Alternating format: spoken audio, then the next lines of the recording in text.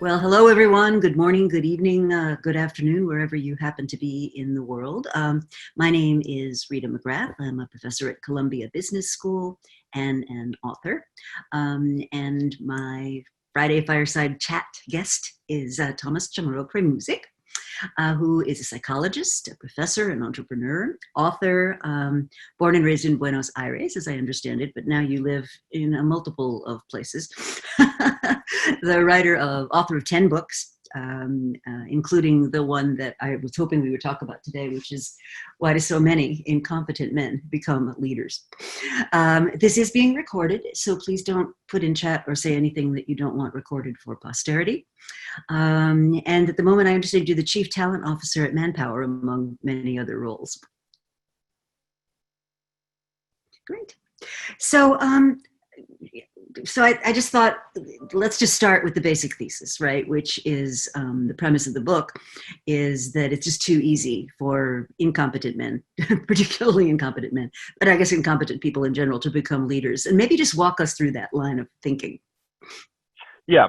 So I guess, the book sets out to answer, well, and first, thank you for having me, Rita. It's a pleasure. I've wanted to meet you for a long time. It's a real honor, and I always listen or watch your fireside chats, and I notice there's almost a fire behind, right? It looks like a fireside. Yeah, it is a real. So it's not like when you get invited to brown bag lunches and there is no brown bag lunch. There's actually a fireside here. So anyway. The book sets out to answer that question. Why do so many incompetent men become leaders? And I often get asked in return, why didn't I just title it, Why Do So Many Incompetent People Become Leaders? And which could have worked, but the reality is that it is actually easier for incompetent people to become leaders when they're male than female. And the main argument I make is that the main answer to that question is that we're overly focused when we pick, nominate, or select people for leadership roles on their confidence rather than their competence, on their charisma rather than their humility, and on their narcissism rather than their integrity. So if we were able to pick leaders based on their competence, humility, and integrity, as opposed to their confidence, charisma, and narcissism, we would not just end up with more women leaders, but also more better leaders. So that's the book in a nutshell. It's absolutely brilliant. And one of the things you make, I don't think you put it this way, but that, we're, as humans, we're kind of hardwired to follow that, we've got, I call it lizard brains, right? You've got this, if a saber-toothed tiger is coming towards you, you want the person who's going to be able to say, go run in that direction, right? And we're sort of pre-programmed to think that that's what leadership today is, but it's really not. I mean, what leadership today is about is, bringing the best in people together and guiding them towards a common goal, right? So yeah, that's right. And and I like the kind of lizard-brained figure. I also recommend to our audience that they check out a recent book by Mark van Vugt, the evolutionary psychologist who studied leadership, who talks about the mismatch. So the pathological mismatch between traits that maybe in prehistorical, pre-savanna times were actually quite attractive and also beneficial for leadership, but are now outdated. So imagine that our brains, if we evolved our brains through 200,000 years or so, and we're still using these archaic models, they're not very valid today when you need to know whether people have empathy, EQ, curiosity, critical thinking, self-awareness, etc. And another book that I would recommend is a book called Ultra Society, that by a Russian, also kind of a more anthropologist, evolutionary psychologist, who talked about actually the misconception that, throughout most of our times, we were led by these macho-like alpha males. Actually, hunter-gatherer societies were very egalitarian, and they were often much more gender balanced in that, we lived in small groups where everyone had a reputation for being either trustworthy or not, competent or not, and people chose their leaders based on this reputation. But the world was a lot simpler because you always hung out with the same people, and actually talent was relatively easy to judge, right? It was kind of stuff that is very behavioral and that you could see. Now the world is more complex. So, if we want to make decisions on whom to vote for a president based on a 10-minute presidential debate, it's going to be tricky. Mhm. Mhm. And one of the things you've talked about is some of the biases that cause us not to elect leaders with, I think you talk about integrity, ethical, competent, and humble, smart, kind, and honest. I mean, those are all wonderful words. But if that's what we want, why isn't that what we pick? Well, I think partly we don't really want that, right? We Oh, need that. We need okay. leaders who are smart, kind, and honest. Mhm. But I think if you hear so many people say that, and we've been sort of paying lip service to humility for a while now, and every time that there is a corruption scandal or a leader misbehaves, we talk about the importance of morality and ethics. And of course, today we talk a lot about leaders making rational decisions and being data driven as an asset. But we talk about it a lot because we don't get it, right? So we wouldn't talk about it so much if this was the norm. Mm. And so I think at the end of the day, the reality is that what we want is leaders who are entertaining. We're fascinated by this kind of morbid or toxic dark side that leaders have, which is why, we won't have too many movies on Angela Merkel, who is a great leader, but, quite uneventful. No scandals, rational, not ideological, objective, fair, pragmatic. That's not interesting. Well, you wrote Instead, a wonderful piece about her day. She gets up in yeah, the morning, has coffee with her husband, goes to meetings for which she's well prepared, doesn't interrupt people. I mean, yeah, how boring can you be? exactly. I mean, personally, it will be quite interesting in a documentary on her in a movie, but let's face it, most people would fall asleep compared to, let's say, watching, I don't know, The Wolf of Wall Street, or equivalent. I mean, the Mhm. reality is most of the leaders that feature in the news or in the media prominently that get covered, even people who are arguably exceptional from a talent perspective, like Elon Musk, Mhm. are quite scandalous. They're very colorful. They have no filter, and they have these very almost antisocial tendencies that we celebrate. I think because in our lizard brains.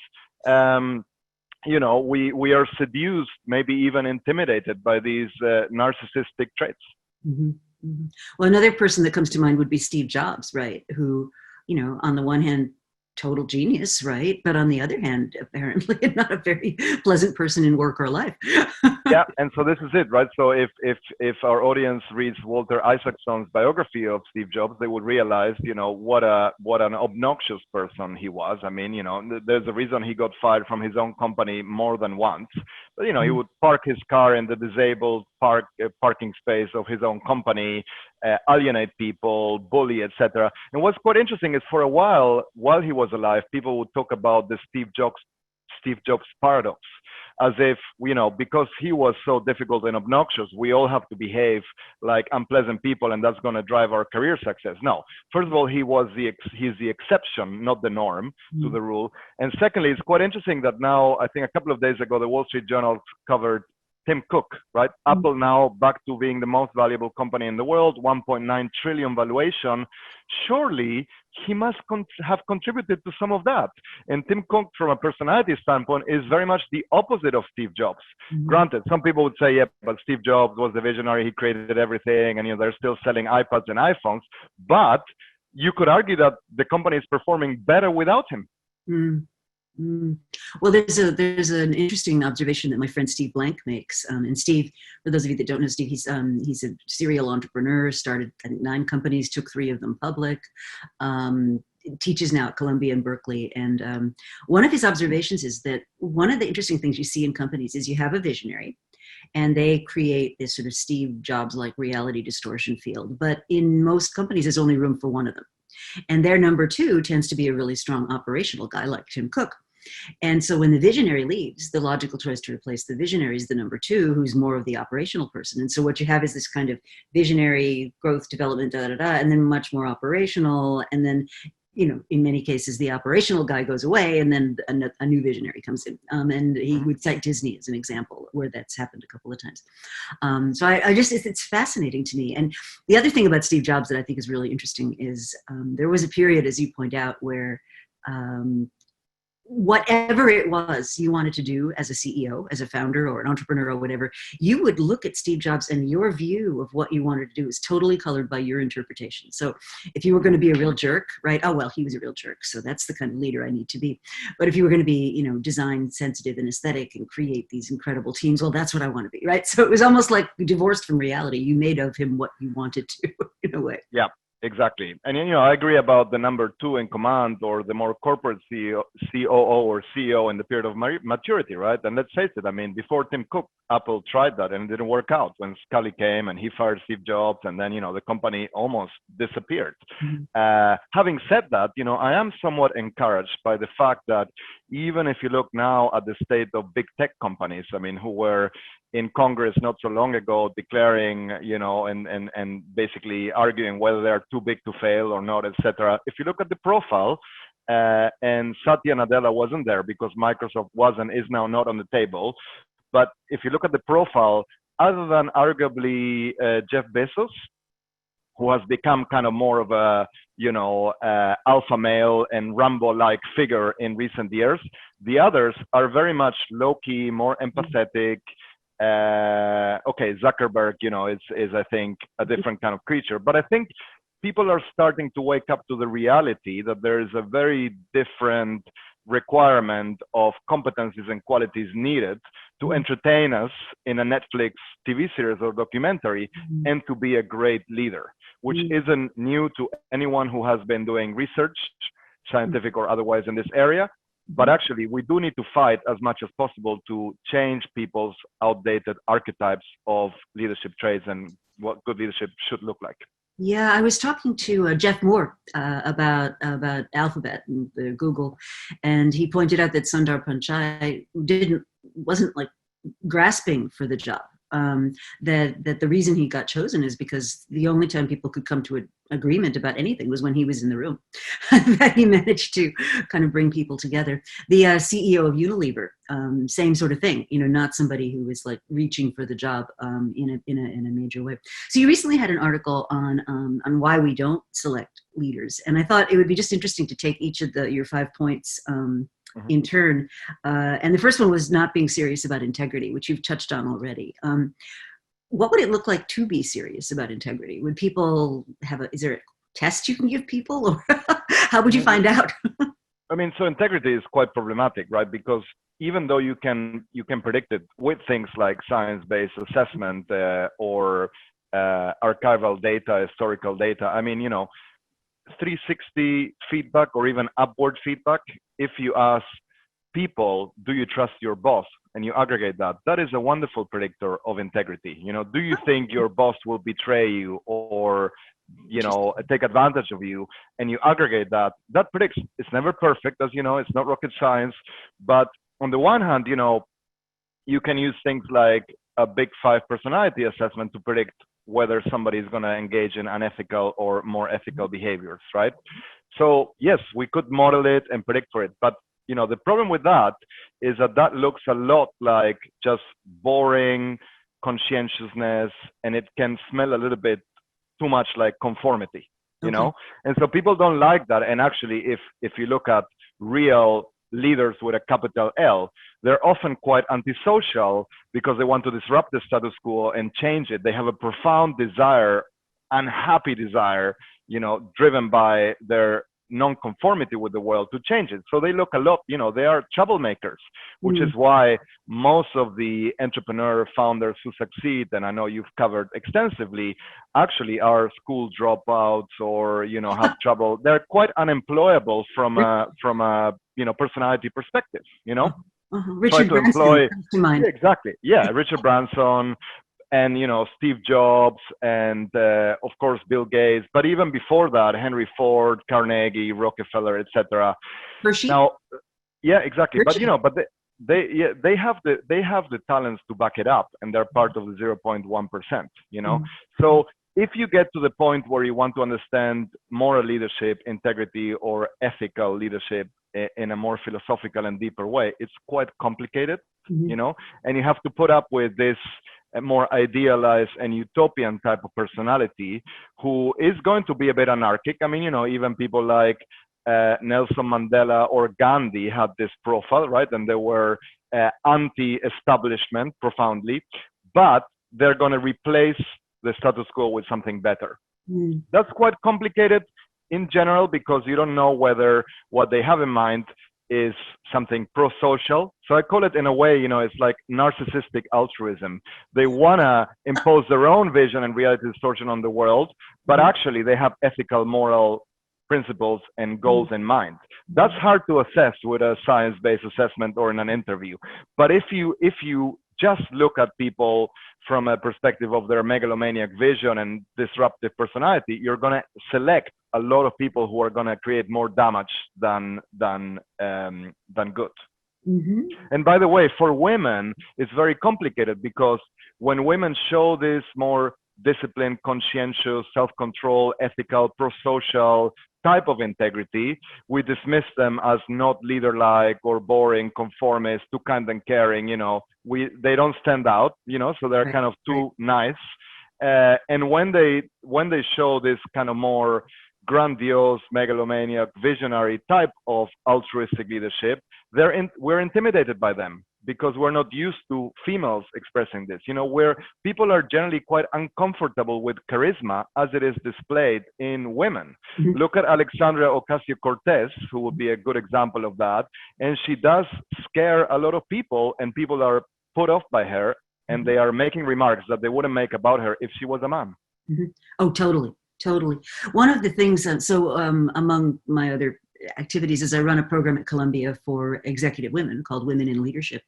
And one of the things we talk about in that program is what my colleague Adam Galinsky calls the low power double bind, which is that in any society, the group that's in the minority or the group that has low power has this exact problem. If you're too nice and warm and, welcoming and all that stuff, you're a lightweight.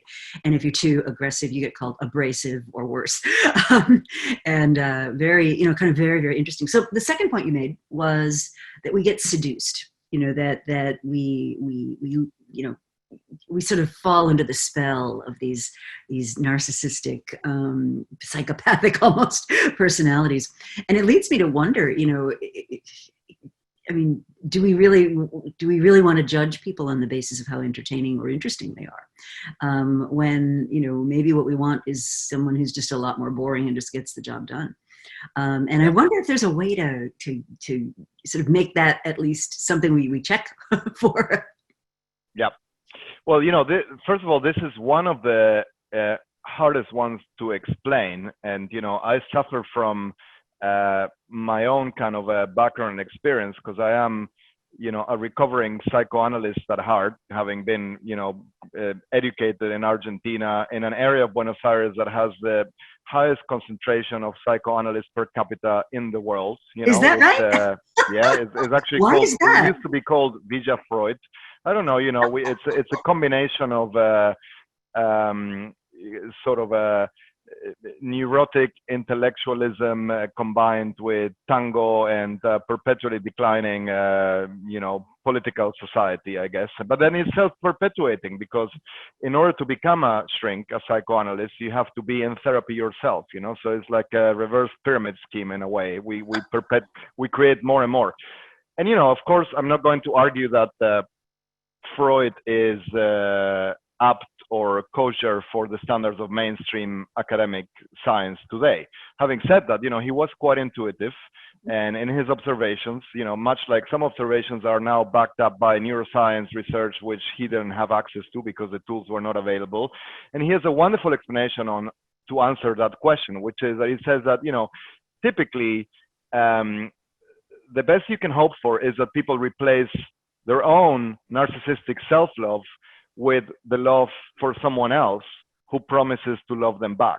And that's how good relationships happen, and why we marry people who look a lot like us, because it's a legitimate way to display our narcissism. That's why managers and leaders hire people like themselves and call them high potential, because they love themselves. And from a follower perspective, we gravitate towards people who are narcissistic because they have these very enticing megalomaniac visions that tap into our own narcissism, So I'm going to make you great. I'm going to make you special. vote for me, trust me, and we're going to take things to a different level, etc., etc., etc. So now, this is one that is easy to address because every manager, hiring manager, leader, HR professional, or interviewer who ends up an interview with someone and says, I really like this guy or girl, they are very confident, they show great culture fit, we would really get along, I love their style, etc. They're probably focusing on these qualities, you know. So, you know, you could argue that the only way to focus more on substance and less on style is if you remove humans from the equation and use data assessments, like, you know, make selection for leaders like blind tasting of wines. But we probably won't get there, right? But I find it quite interesting that the very things we want to attend to are the things we shouldn't attend to today, which is what's the person's gender, age, ethnicity, social class, accent, you know. If you remove all of this and you actually focus on what they have achieved, their experience, their expertise, etc., and you make it more like blind tasting, you're going to debias selection and end up with better people, you know. But you have to also then debias the performance evaluations. Because if I hire you because I really like you and you're confident and narcissistic in the interview, and I'm in charge of rating your performance after I hire you a year later, guess what? I'm not gonna reach the conclusion that I made a mistake, that I was wrong, and I'm still gonna like you for the same wrong reasons. That's so powerful. But you know, if this applies to heads of states and you have a pandemic and there is a real crisis to deal with, guess what? Reality check is out there. Absolutely. What it makes me think of is in symphony orchestras, when they first began to introduce the blind audition process, that, and as I understand it, the reason that this was initially done was there was somewhere in Europe, and I can't remember the details of the story, but basically it was somebody's nephew wanted to get in the symphony, but there was concern that that would be treated with accusations of nepotism. And so they said, well, okay, what we're going to do is we'll have the player play behind a curtain, and they'll take their shoes off, and so we won't know, you know, anything about them, except the judges will then rate them on how well they performed. And one of the completely unintended consequences of this was all of a sudden women started getting places in symphony orchestras because it was a debiased selection process. Exactly. So you have to do a blind tasting, you know, I mean, and this happens when you remove the humans from the equation, or when you can really say someone's achievements have the ability to speak for themselves. Right. But you know, it's very hard in leadership because leadership is still so much about chemistry, likability, and politics. Yeah, absolutely. So then you point out that the other interesting sort of distortion in the whole leadership equation is that people who seek to become leaders often seek to become leaders not because they actually care about other people, but because they care about their own power and status.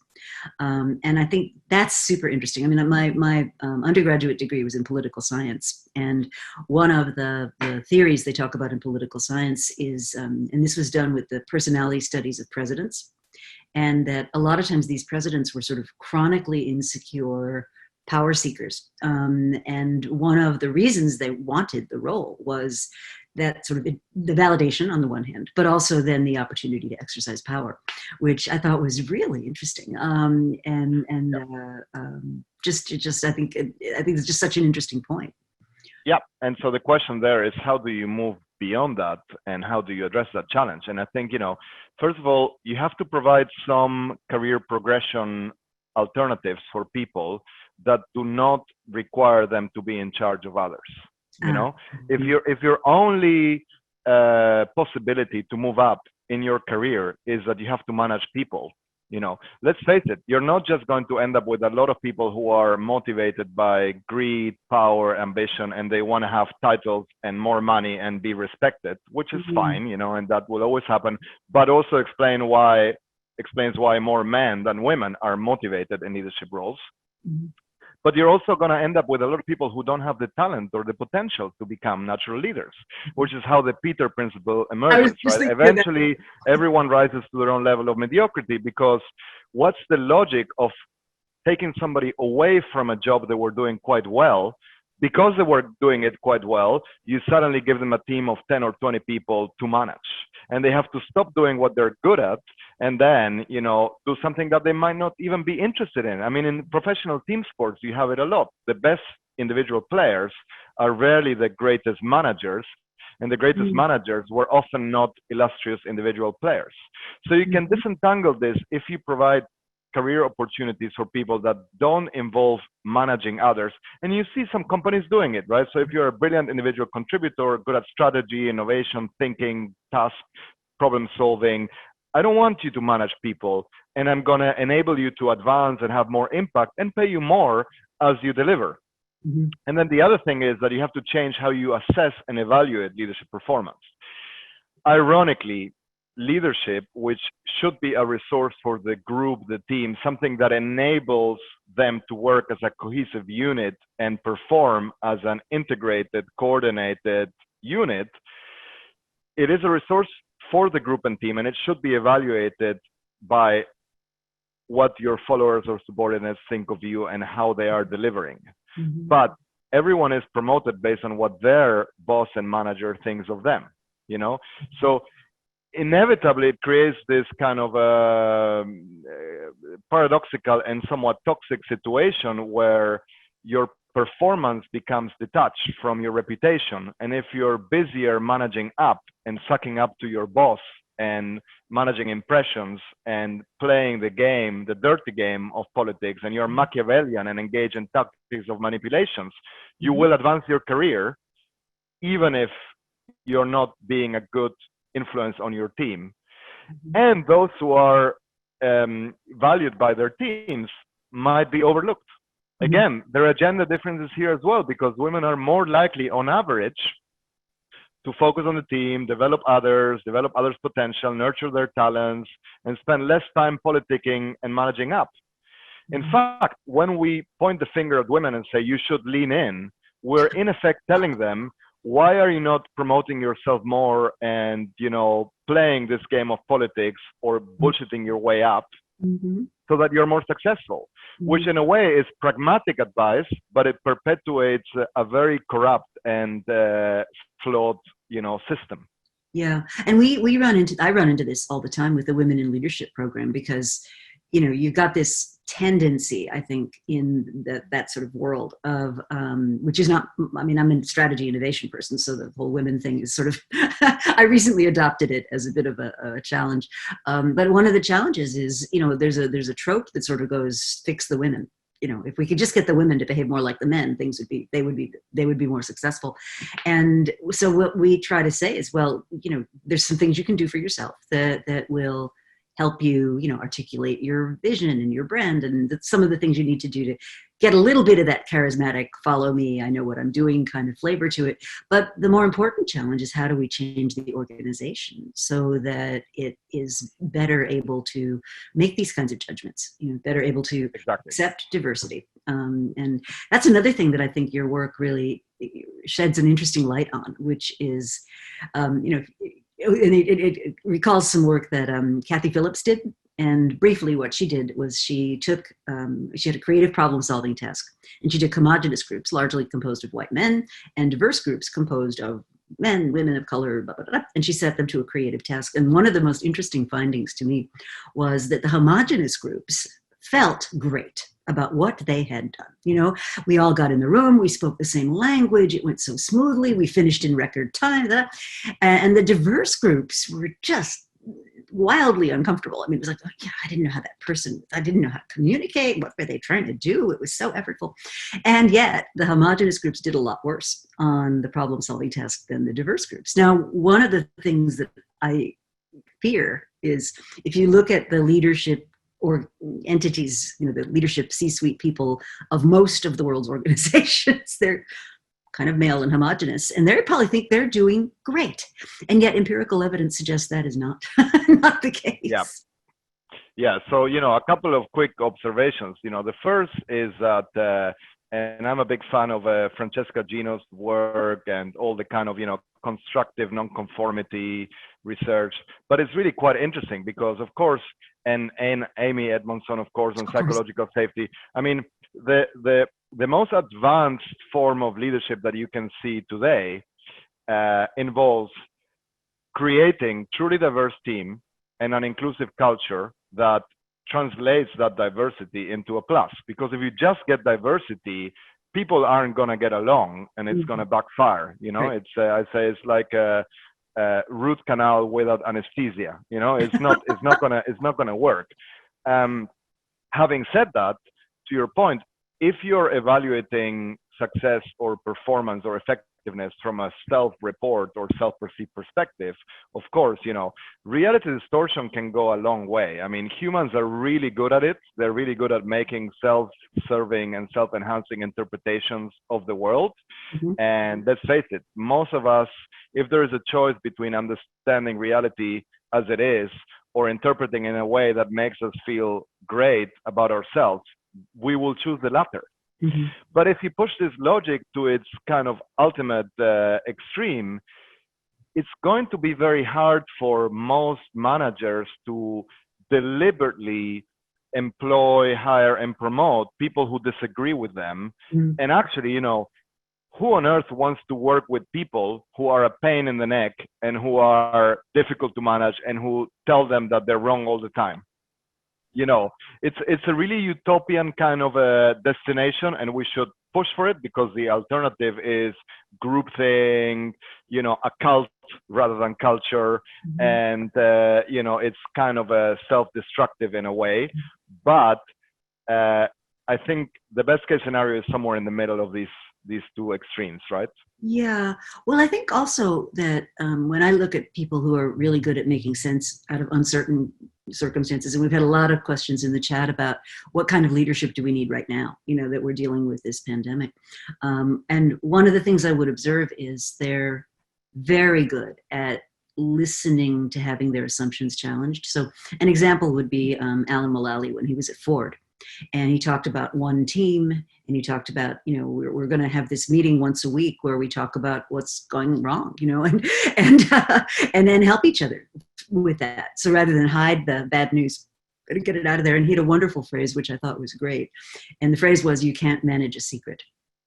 Yeah. And I think part of what makes Alan unusual among a lot of the CEOs I've ever met is that his ability to get people to indeed constructively disagree or say, that's not how I see it, or, you know, from where I sit, that doesn't look like the right choice. You know, it's a very unusual quality. It is a very unusual quality, and I think, you know, the concept, and I know that you know, there's a book coming out which is a strong contender for best business book of this year, which you might have seen in preprint, on kind of cultures of radical transparency, and mostly Netflix, right, based. And, you know, it's not the natural thing. I mean, it's not the natural thing. Aaron Meyer's book? Yeah, exactly. Yeah, exactly. yeah. So just a little promotion here. So Aaron's going to be with me later in September. Great, September that's wonderful. 23rd.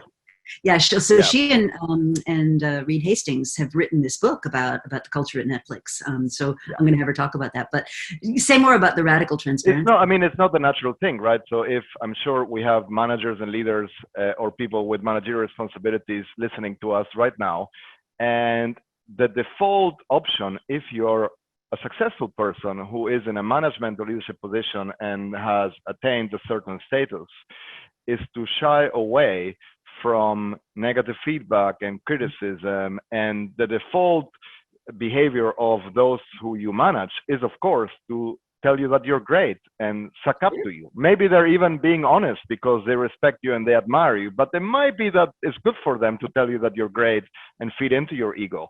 So you can break this natural kind of force by actually making it. That's why psychological safety is so important. But you have to create the conditions and make it easier for others to critique you.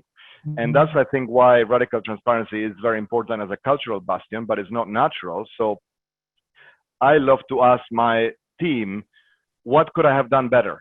If you were in my position, what would you have done differently? Tell me 3 things that disappointed you about, you know, my management or leadership this year.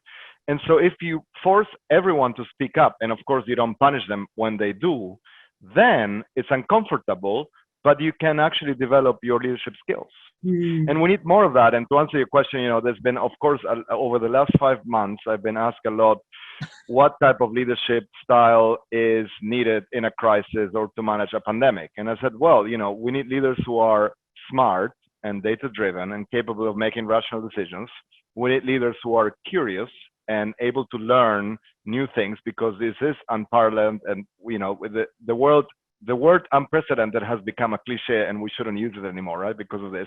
We need leaders who are humble and understand their limitations, and we need leaders who have empathy and who are honest and who are coachable and self-aware. Mm-hmm. So do we need a very different type of leader? Yes, because usually we didn't get this. But actually, the pandemic and the crisis has emphasized that what we needed before is even more important now. Because again, we shouldn't have needed a pandemic to realize that we're generally better off when we have leaders who are smart, kind, and honest. But the pandemic and a crisis exposes those leaders who are not. When everything is going well, you're more likely to get away with deficits around smart, kind, and honest. But now, we really need that. So, so I think sometimes, it is a little bit like, I don't know, the meteorite or the asteroid hits the earth and some people were better able to cope with that or not. Or like the person who is taken to ER and they have a heart attack because they haven't been exercising enough or they've been eating more unhealthy. There are warning signs that you can leverage to learn and get better. Mm-hmm. Or if you ignore it, we will go back to the same and the same and the same over and over again. Progress is not a straight line, but we do have the capacity to learn from our mistakes. Mm-hmm. Yeah, I mean, one of the things that I've been studying a lot is this whole notion of who benefits and who doesn't from economic resources, and the rise of a really bad jobs kind of economy at the bottom of the economic strata.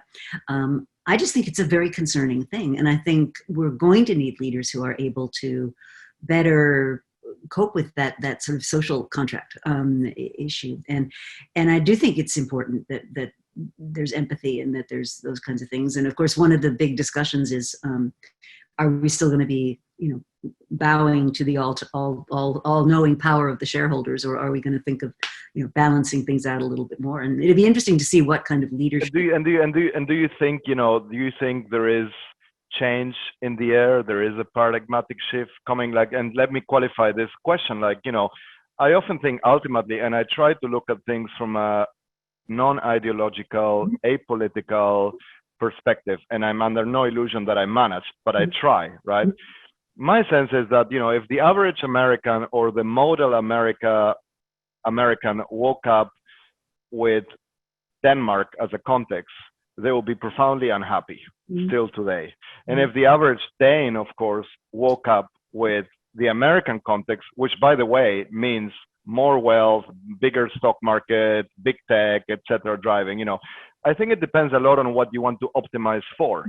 If your measure of progress is how well the average person is doing, then clearly there are signs of decline in the US and a lot of Western countries because inequality is widening, and social mobility has gone down here in the last 40 or 50 years.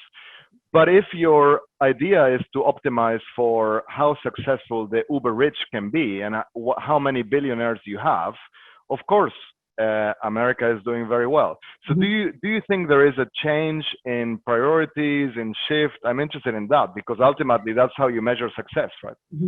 Yeah. So the way I would frame that is if you look at the first Gilded Age in the United States, which was roughly the period from after the Civil War to about 1910, what you had was basically class warfare. I mean, you had incredible wealth among the elites. And just the mass of workers just in terrible situation. I mean, Dickensian, horrible, almost, just really, really bad conditions. And then there was a massive recession in 1893. And that set in motion really significant shifts in power among labor organizers and so forth.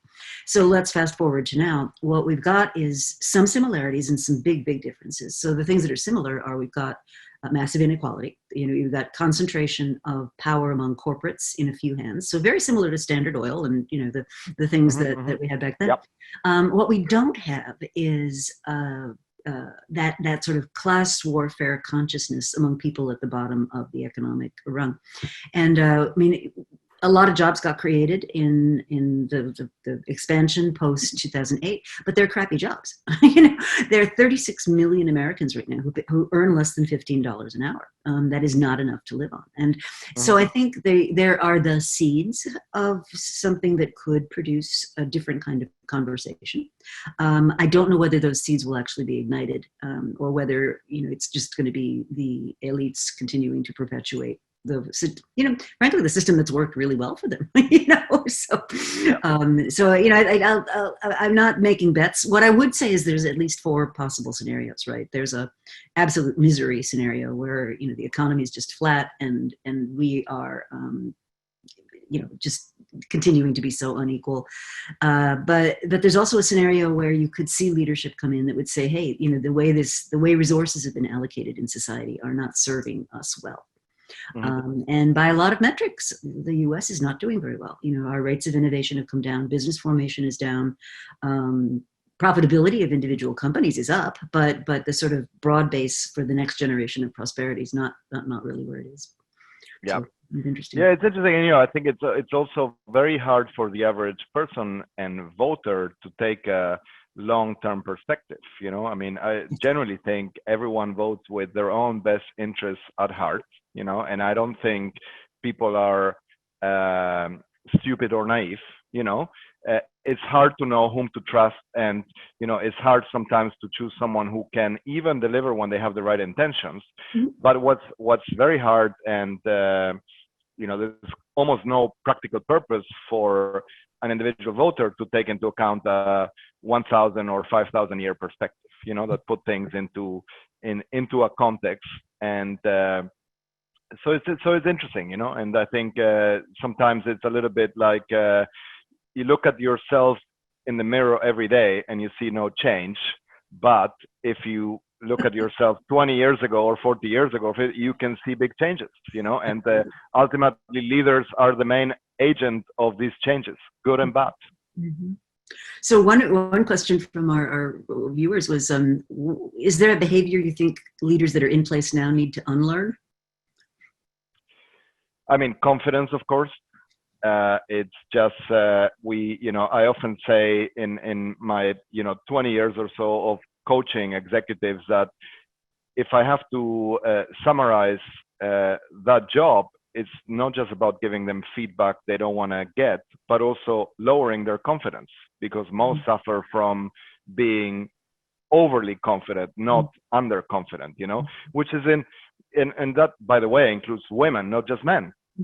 So I think it comes with being in a position of power to kind of overrate yourself and your expectations. So we say humility is important, but it's not just the ability to pretend that you are humble and modest and self-deprecate, but internal humility, questioning yourself. I mean, I think imposter syndrome in leaders is a wonderful thing. If you don't believe your own hype and you have the ability to be, woken up by night by your own nightmares of thinking you're a fraud, great, because you're going to do something to close that gap, between your self-perceptions and your actual talents. I also think that, intuition, and I've seen in the chats come up, someone referencing Malcolm Gladwell and probably about, Blink. He actually has a good definition of intuition there. And I don't know if it's his or not, but feelings about facts. It's very hard for us to not pay attention to our feelings about facts. But, there are the facts. Reality, as someone once said, is that which doesn't go away because you stop thinking about it. So I think being data-driven and reality-oriented is really important. And for that, leaders need to unlearn their intuition, which is terribly difficult if you're relying on your experience and you succeeded thus far based on, your gut feeling. Absolutely. So recently you've written about authenticity, which and in the popular mind, in a lot of the sort of coaching leadership literature, they talk about you got to be an authentic leader and be vulnerable and bring your whole self to work. And you're one of the few voices I've read that says maybe not so fast. Yeah. Well, and I would distinguish between the two. I think vulnerabilities are a more interesting and nuanced kind of quality in leaders. And Amy Edmondson and I are just working on a piece on this Oh, for you're working with Amy. HBR on the Great. vulnerable leader. And I think it's very interesting because it has the potential to decrease our interest or attention for super tough and megalomaniac, overconfident leaders. Of authenticity, however, I am a big critic. First of all, I think it's very poorly defined. What does it even mean? I mean, I've been trying to not be myself every day, and I'm struggling.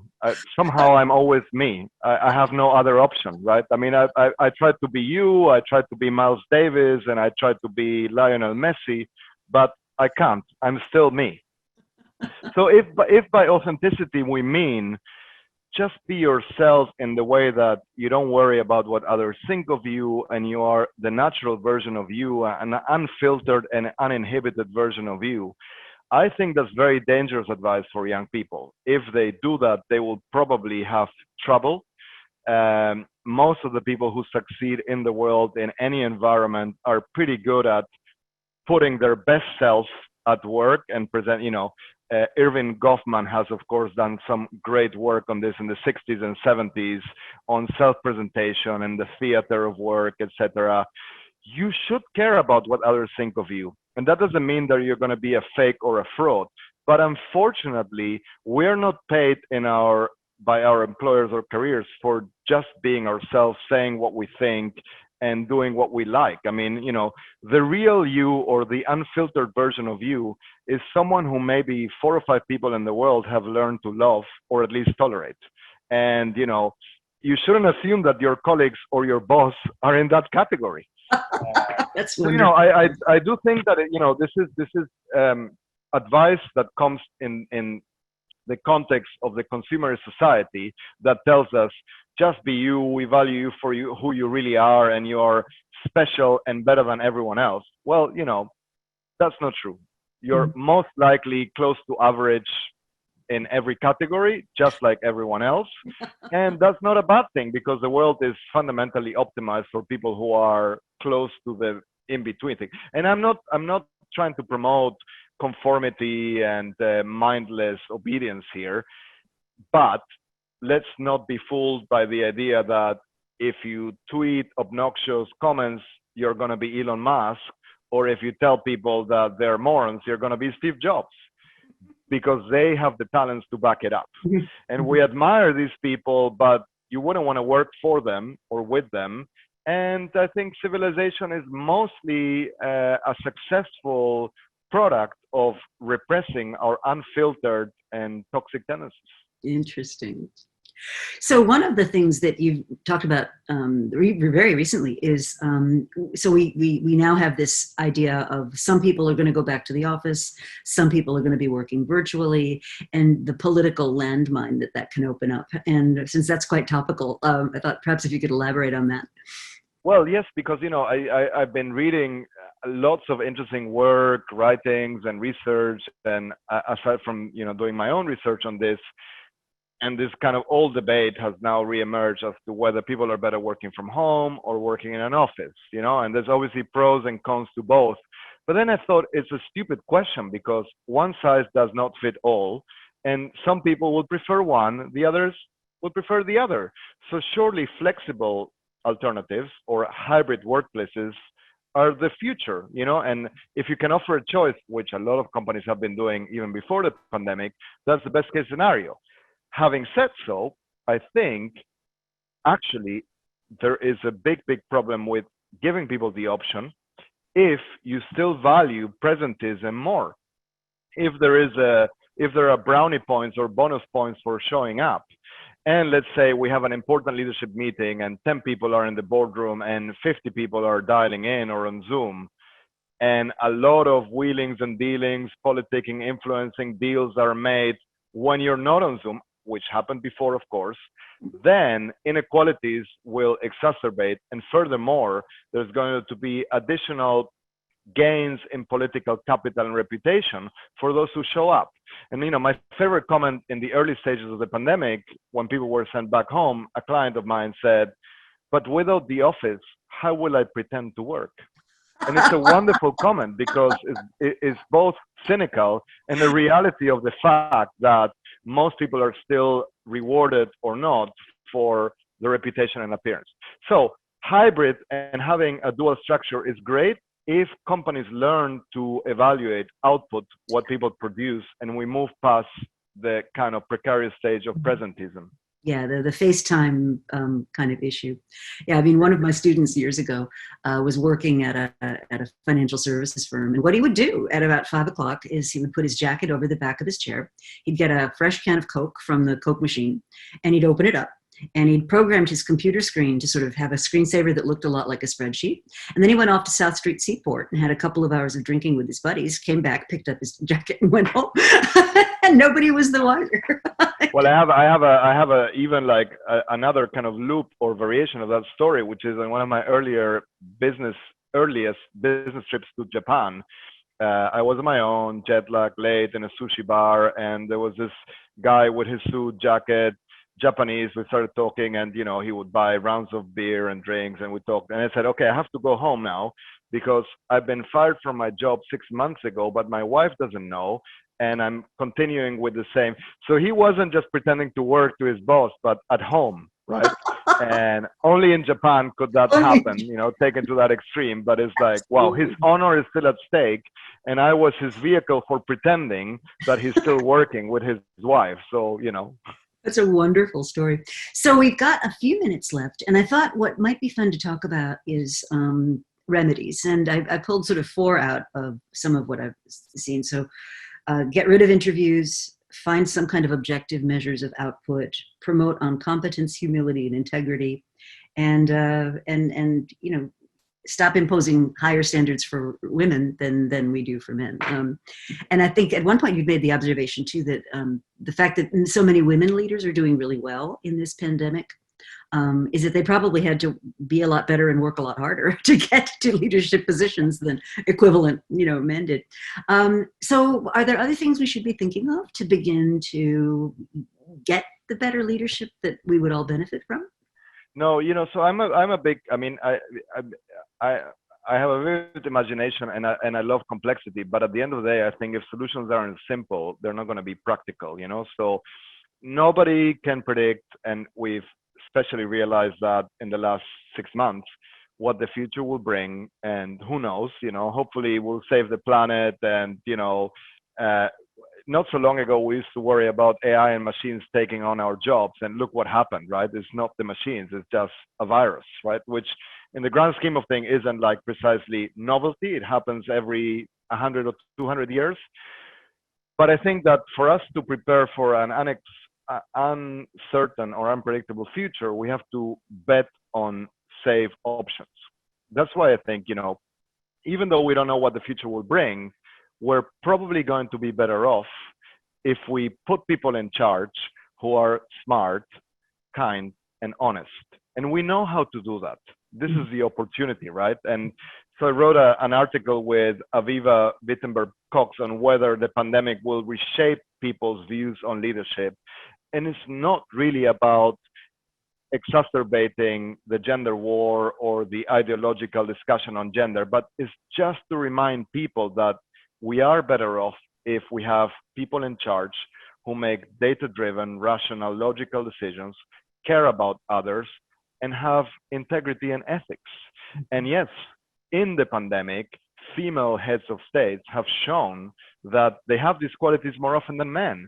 And of course, they were elected or selected in cultures that enabled these more meritocratic selections. So I think, we have learned a lot of what works and what doesn't. So often it's just basically trying to suppress our self-destructive tendencies. I mean, and again, if you take climate or the environment as another example, we know what the evidence says and what behaviors will improve things, but it's sometimes hard for people to make the right choices between apparently not so enticing short-term decisions and wiser long-term decisions. It's no different from saving or looking after your health or looking after your children.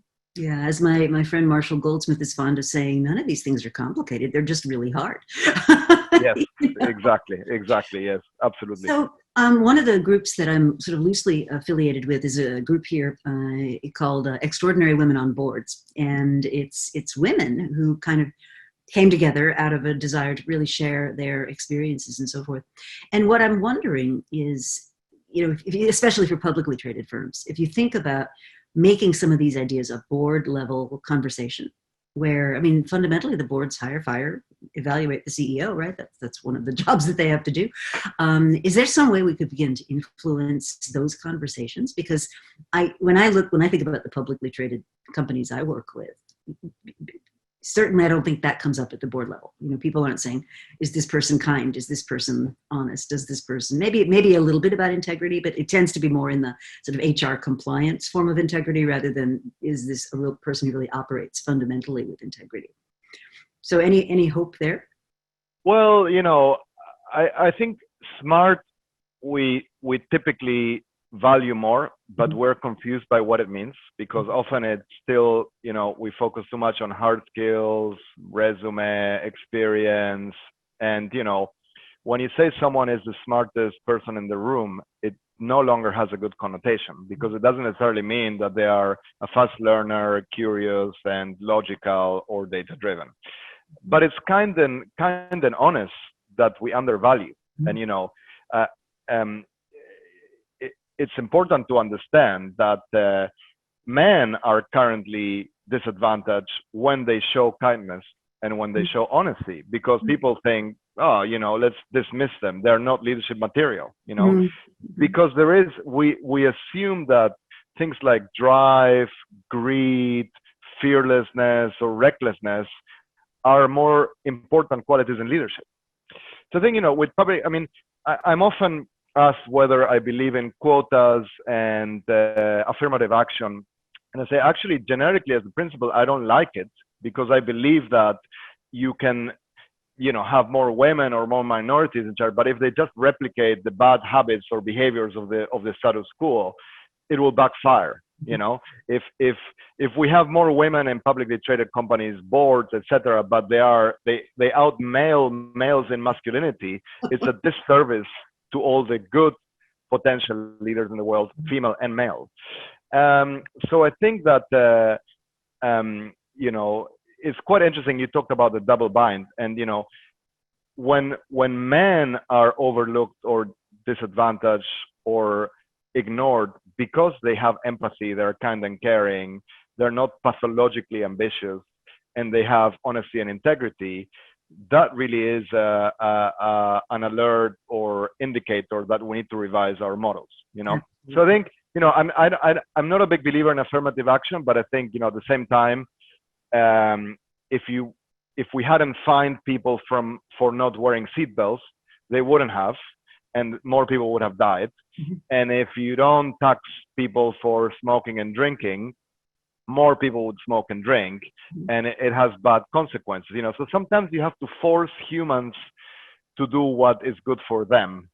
And in that sense, I think a lot of publicly listed or companies in general are under pressure, reputational pressure, to improve their D&I initiatives, because they're scared of being sued or having a bad image, which means they don't actually believe that there is a benefit in increasing diversity and having more women.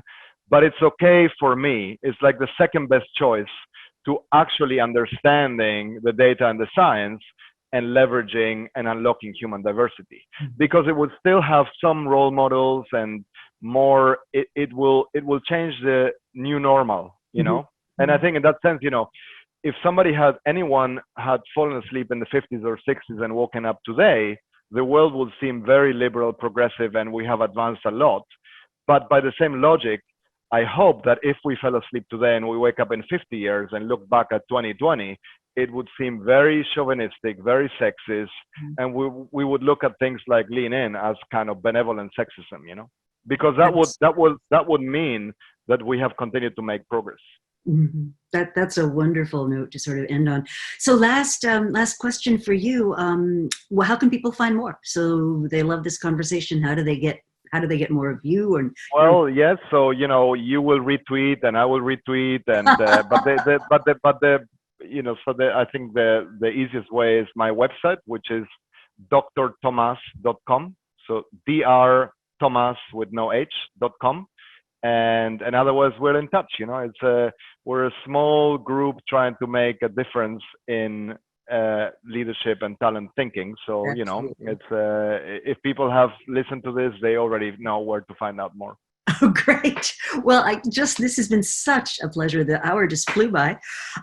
Thank you. And I look forward to seeing you maybe in New York, maybe in person.